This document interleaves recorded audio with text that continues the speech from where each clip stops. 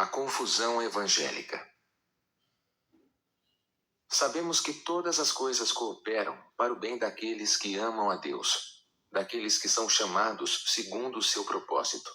Porquanto aos que de antemão conheceu, também os predestinou para serem conformes à imagem de seu Filho, a fim de que ele seja o primogênito entre muitos irmãos. E aos que predestinou, a esses também chamou. E aos que chamou, a esses também justificou. E aos que justificou, a esses também glorificou. Romanos, capítulo 8, versículos 28 a 30. Desejo de saber a vontade de Deus para as suas vidas.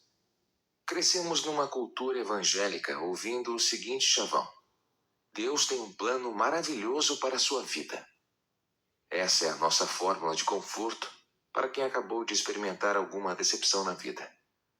A princípio, essa frase visa afirmar o cuidado de Deus para com os seus filhos.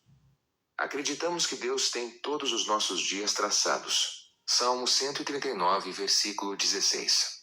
E que Ele tem coisas boas reservadas para nós em cada área de nossa vida.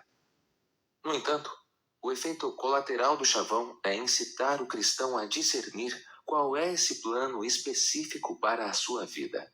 Como assim? Você pergunta.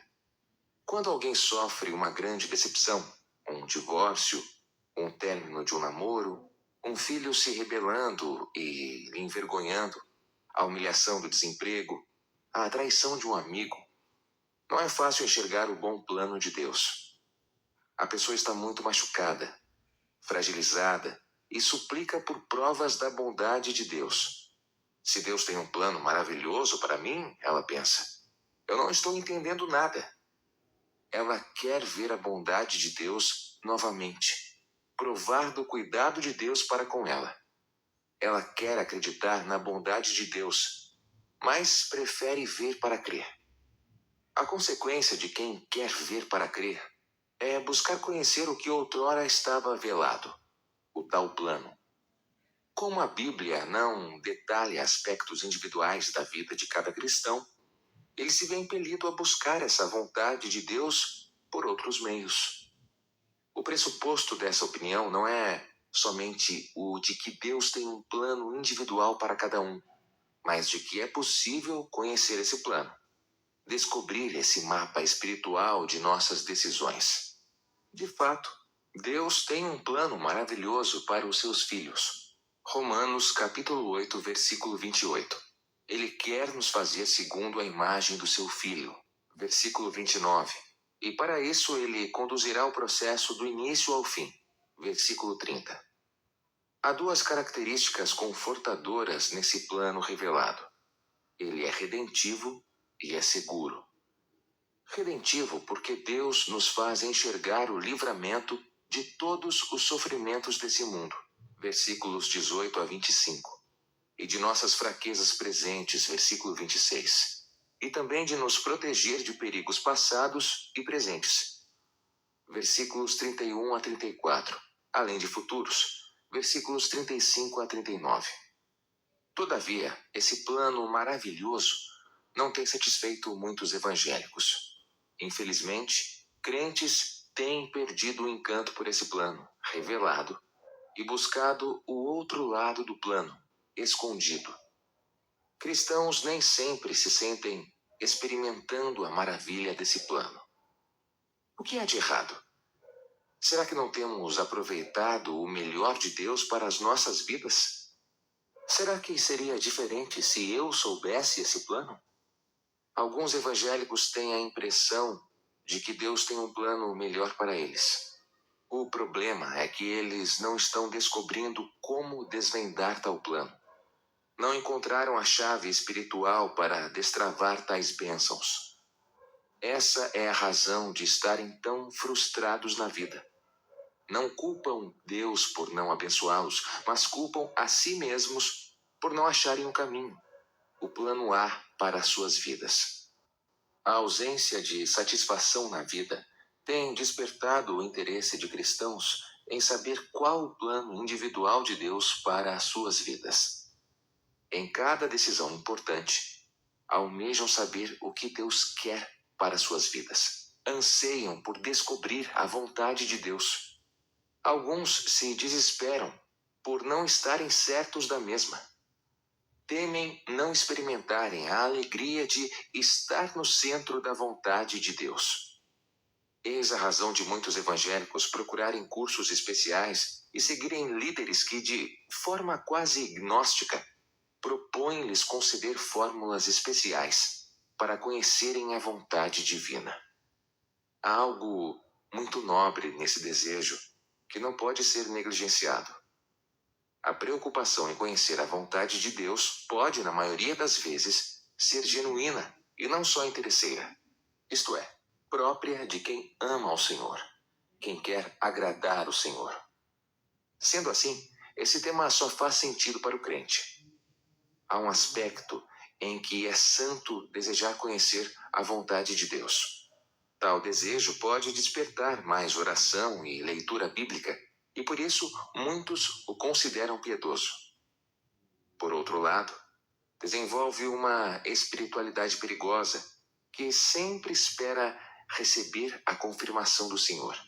Isso soa piedoso, mas promove a ansiedade, quando eu não recebo a confirmação, e o subjetivismo, quando Deus parece sempre falar comigo. A verdade é que há muitas confusões quanto ao que de fato pode ser chamado de vontade de Deus.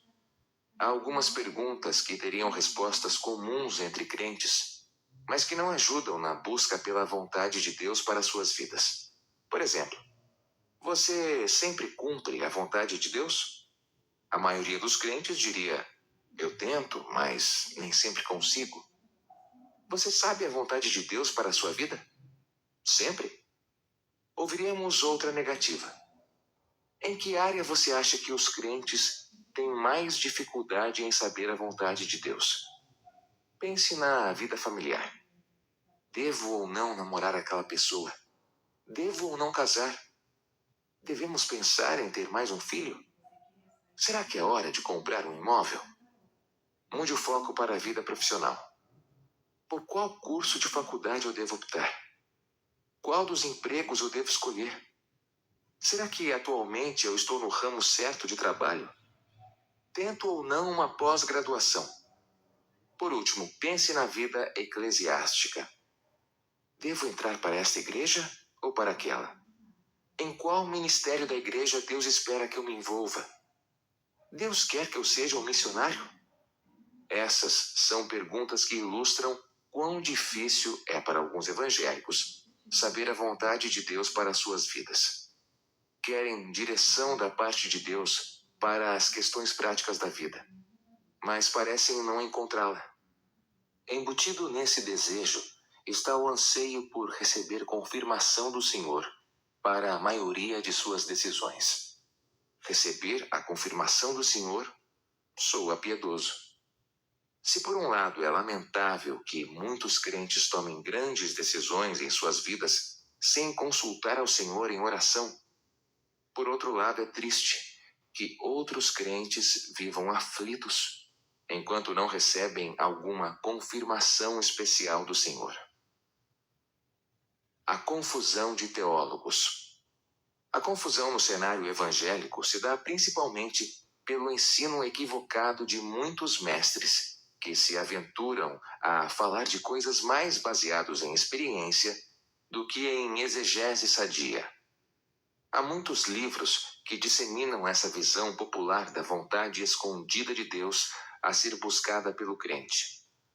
O teólogo carismático J. Rodman Williams, em sua Teologia Sistemática, ilustra essa perspectiva. Ele confunde os diferentes usos da expressão vontade de Deus nas Escrituras. Ao afirmar que vida cristã é fazer a vontade de Deus, ele cita vários textos que falam da obediência à sua vontade. Mateus capítulo 6, versículo 10, Efésios capítulo 6, versículo 6, Hebreus capítulo 13, versículos 20 a 21, Primeira Carta de João, capítulo 2, versículo 17. Depois apresenta textos que dizem que tudo o que acontece no mundo é pela vontade de Deus. Apocalipse capítulo 4, versículo 11, Gálatas capítulo 1, versículo 4, Efésios capítulo 1, versículos 5 e 11, Hebreus capítulo 10, versículo 10. Para concluir, sem qualquer distinção, fazer a vontade de Deus, portanto, é estar em acordo com a vontade de Deus. Ele está tomando os textos que falam de obedecer a mandamentos e aplicando a descobrir os planos de Deus. São duas ideias distintas que não devem ser confundidas.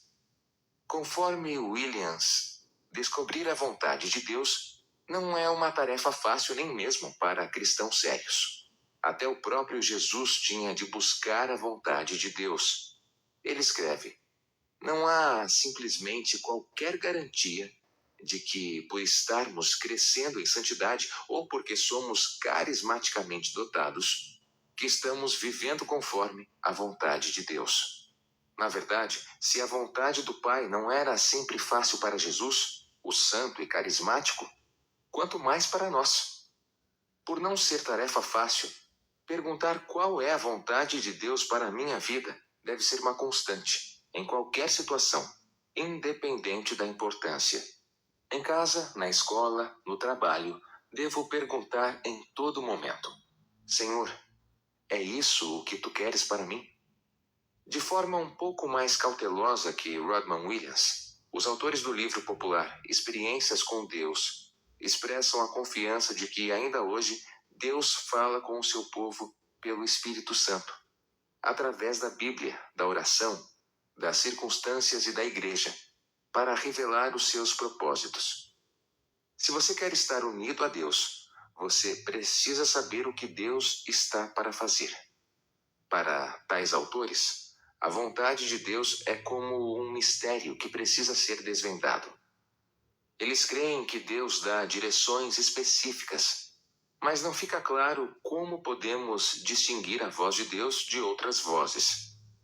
Em outras palavras, eles entendem que não é correto tentar avaliar as direções usando sua mente dada por Deus, pois Deus diz palavras claras sobre o que fazer em cada situação. Conforme esta avaliação, uma mente transformada pela palavra de Deus não é suficiente para distinguirmos o caminho. É preciso ouvir a voz de Deus. Porém, se alguém perguntar: como saber se algo é de Deus ou de Satanás? Eles se contradizem ao sugerirem um exercício da mente. Sugiro que conheça os caminhos de Deus tão profundamente que, se algo não se comparar aos caminhos de Deus, você abandona aquilo. William H. Orr também afirma que Deus tem um plano mestre, mas nós temos de entender onde nos encaixamos nele, individualmente. Por isso, é vital conhecer o propósito específico de Deus para mim. Assim como os gigantes do passado, que primeiramente descobriram e depois cumpriram a vontade de Deus. Ter um plano é um privilégio apenas dos seus filhos. Porém, alguns não experimentam sua primeira vontade, a diretiva, e acabam por experimentar a sua segunda vontade, a permissiva, a qual não traz felicidade.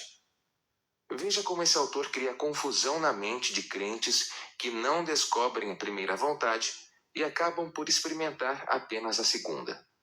Orr acredita que a Bíblia tem certas regras gerais para certas áreas da vida cristã, mas sua ênfase é maior quanto às áreas em que a Bíblia não é clara.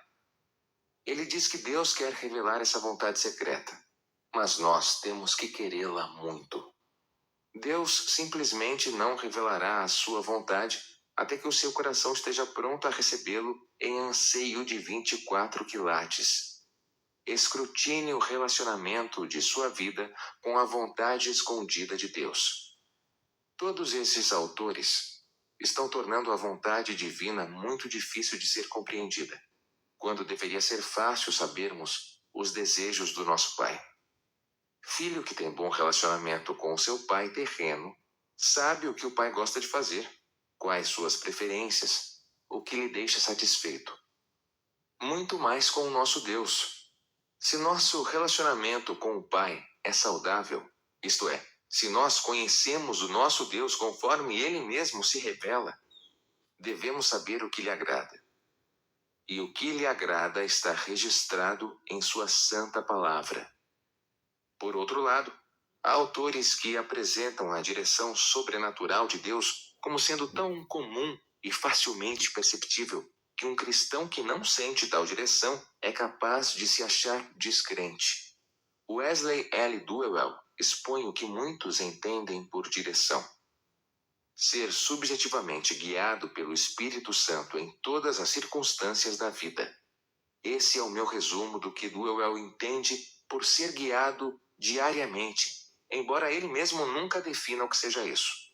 Por um lado, ele discorda de teólogos que afirmam que em muitas situações podemos agradar a Deus, não importa qual seja a nossa decisão. Por outro lado, ele reprime o extremo de quem espera orientação especial em tudo, como se cada impressão ou pensamento que vem à mente fosse a voz de Deus. Então, o que seria orientação para Duewell? Ele nos dá uma dica quando encoraja: viva na expectativa de que Deus pode, a qualquer tempo, ter para você algum toque novo e especial ou uma sugestão amável. Frequentemente em seu livro, Duewell fala de como, logo após um período de oração, alguém foi colocado no caminho dele para que ele pudesse testemunhar.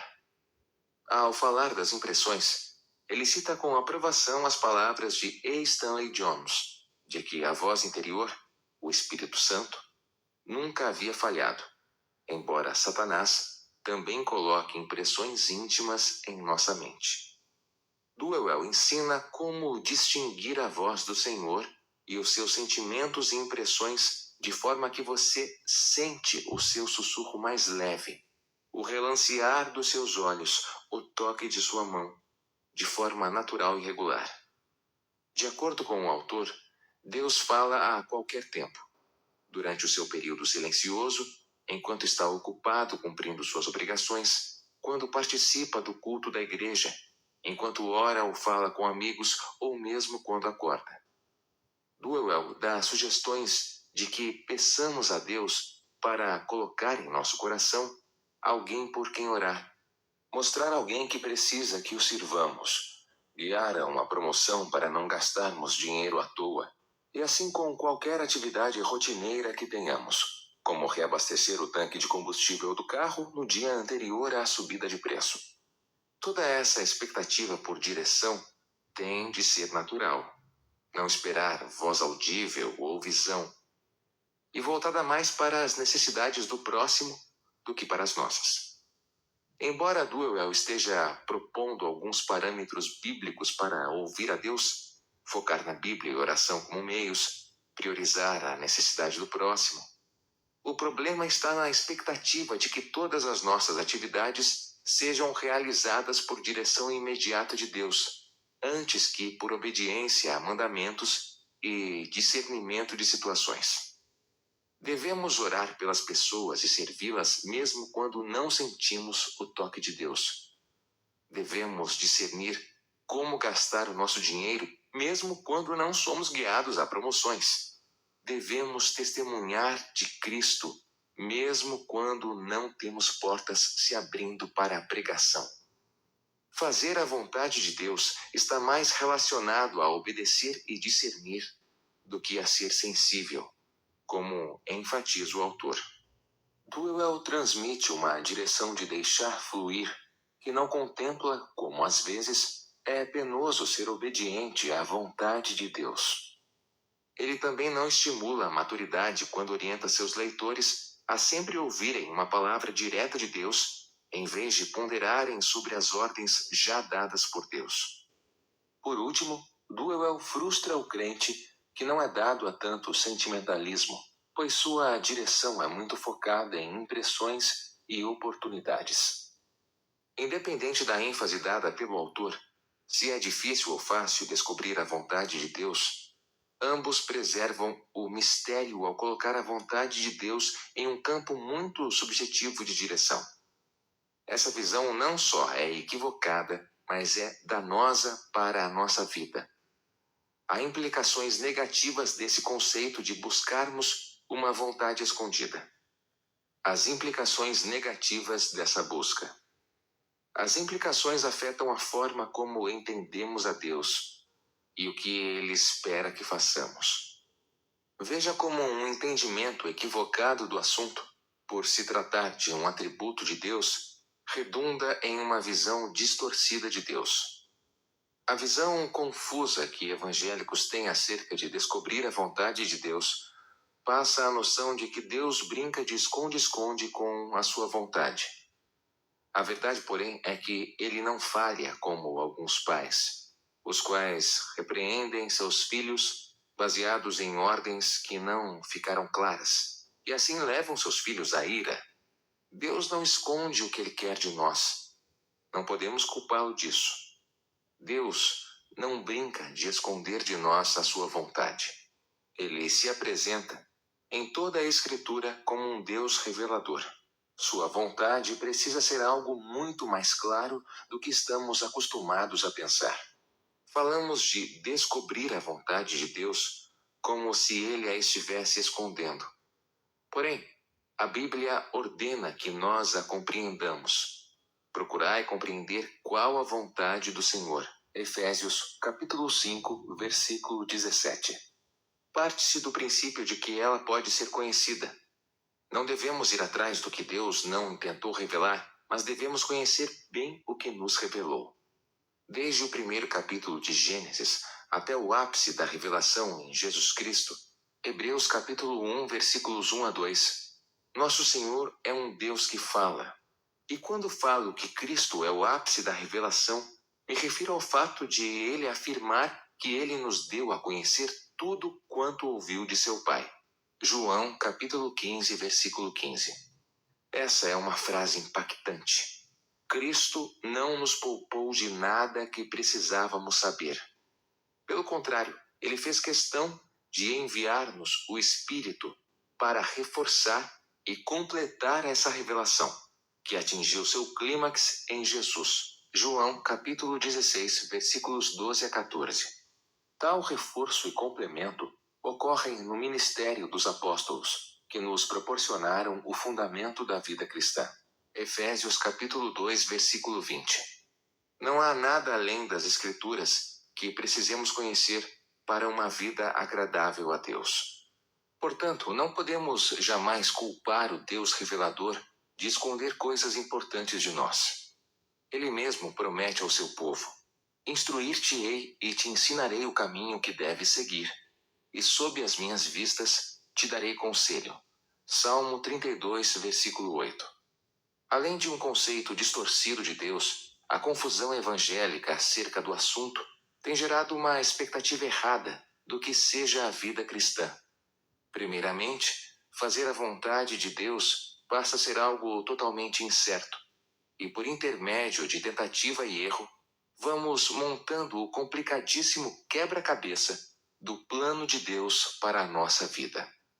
Esse delongado processo gera ansiedade na busca, como já mencionamos, e isso é pecaminoso.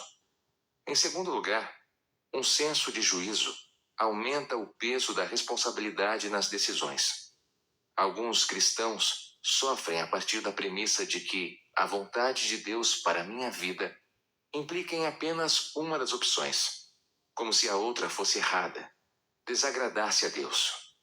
Em questões onde não há escolha moralmente certa ou errada, como, por exemplo, escolher morar em uma cidade ou em outra, não devemos imaginar que uma das escolhas seja inaceitável a Deus. Esse tipo de raciocínio pode piorar, se julgarmos que a escolha errada trará juízo da parte de Deus, se entendermos uma situação em que tudo dá errado porque não procuramos o caminho de Deus. Escolhas imprudentes podem trazer consequências ruins, mas quando não há quebra de preceito, não há razão para julgar que haja juízo da parte de Deus. Se Deus nos responsabilizasse por não cumprir uma vontade escondida de nós, inacessível a nós, Deus seria mau. Em terceiro lugar, o desejo por saber uma vontade não revelada nas Escrituras é buscar o que James Petty chama de conhecimento tóxico. Conhecimento futuro do que nos acontecerá, caso trilhemos esse ou aquele caminho, é vedado de nós para o nosso bem.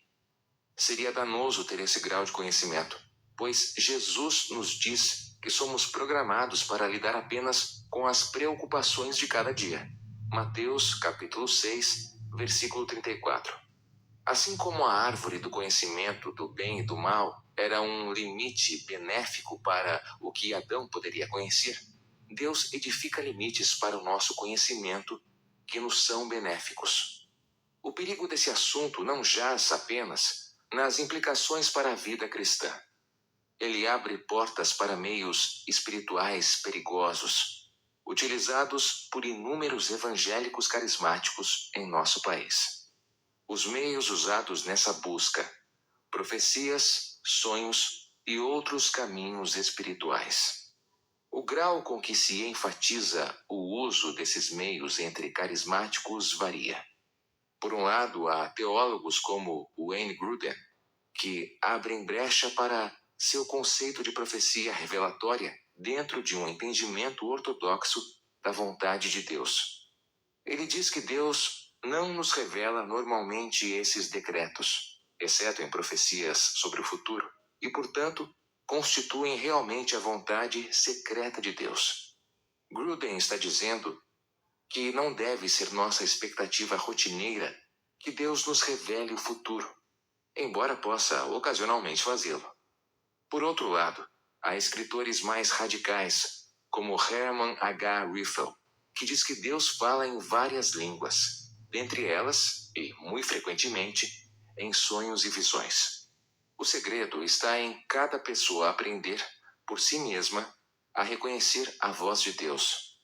A sugestão do autor é idêntica ao que o mundo expressa em músicas e filmes. Ouça o seu coração. Riffel ainda sugere que aprendamos a reconhecer a voz de Deus, obedecendo ao que achamos que Deus está nos dizendo para nós. Se estamos incertos de que é a voz de Deus, podemos pedir confirmação. Riffel então apoia sua alegação com as histórias de Gideão, Juízes capítulos 6 e 7, e Acás, Isaías capítulo 7, versículos 11 e 12. Muitos evangélicos de igrejas tradicionais rejeitam tais métodos carismáticos sem perceber o perigo dos métodos adotados por eles mesmos.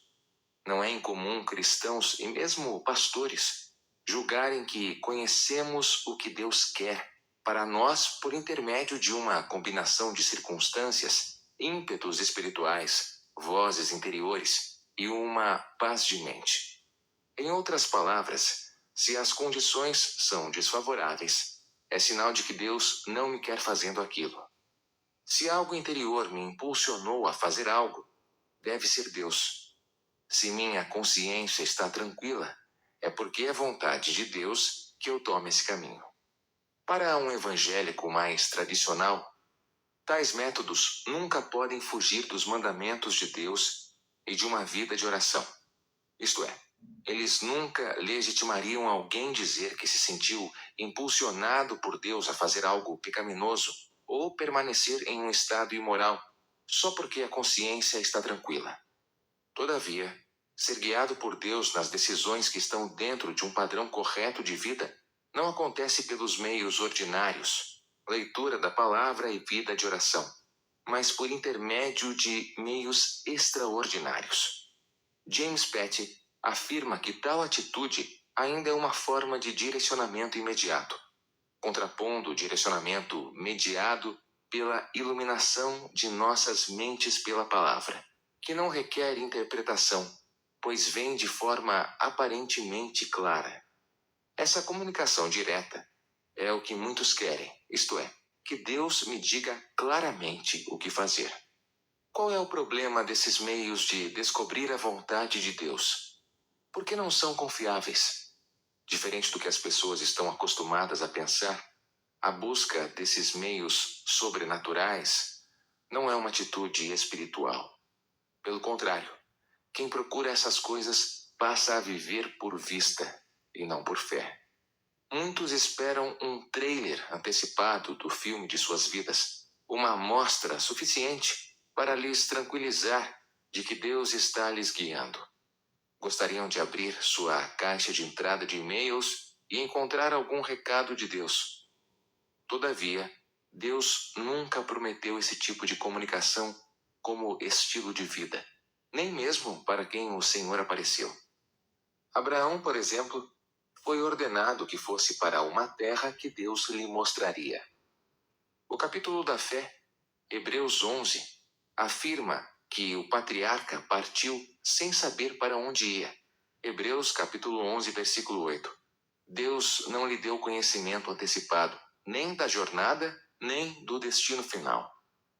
Há também o desejo de sermos poupados de sofrimento. Quando tomamos uma decisão, arcamos com suas consequências. Como ninguém gosta de tropeçar em suas decisões, descobrir a vontade de Deus se torna fundamental. No fundo, queremos ser livres das consequências negativas.